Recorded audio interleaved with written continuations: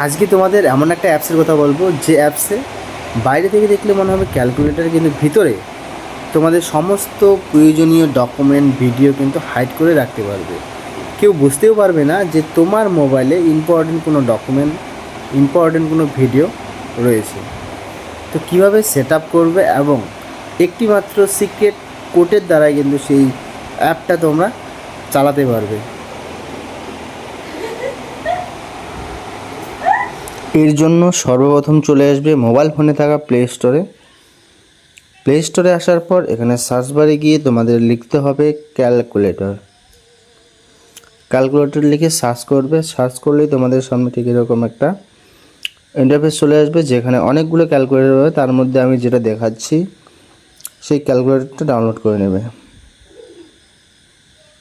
এই যে ক্যালকুলেটর অ্যাপসটা দেখো, লোগোটা দেখে নাও, এটা তোমরা ডাউনলোড করে নেবে।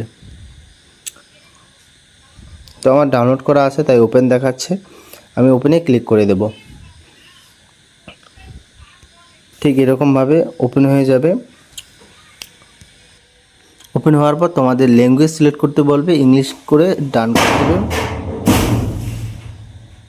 ডান করার পর ক্রিয়েট এ নিউ পাসওয়ার্ড, এই যে 4 ডিজিট তোমাদেরকে সেটা সবসময় মনে রাখতে হবে। তোমাদের মনের মতো একটা 4 ডিজিটের সংখ্যা এখানে বসিয়ে দেবে। যেমন আমি দিলাম 1590। এই ক্যালকুলেটর যে সমান সমান চিহ্নটা আছে এটা ক্লিক করবে একবার, তারপর আবার দেব 1590 দিয়ে আবার একবার ক্লিক করে দেব। দিলেই কিন্তু আমাদের এখানে কাজ কমপ্লিট। তারপর তোমরা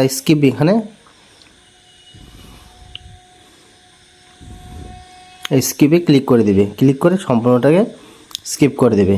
দিলেই কিন্তু তোমাদের সামনে প্রায় সেটিং কমপ্লিট। এইদিকে নেক্সট করে দিবে, করে দিলে কিন্তু গেট স্টার্টেড এখানে ক্লিক করে দিবে। এখানে ক্লিক করলেই কিন্তু মোটামুটি কাজ কমপ্লিট। তারপরে কিন্তু তোমরা দেখতে পারবে ফটো ভিডিও এখান থেকে তোমরা হাইড করতে পারবে।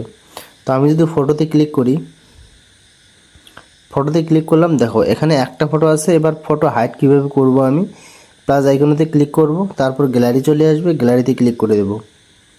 গ্যালারিতে ক্লিক করার পর এখান থেকে আমি একটা ফটো নিয়ে নিচ্ছি, আধার কার্ডের ফটোটা আমি নিয়ে নিচ্ছি। নেওয়ার পর হাইড ওয়ানে ক্লিক করে দেব, আবার ফটোটা হাইড হয়ে যাবে।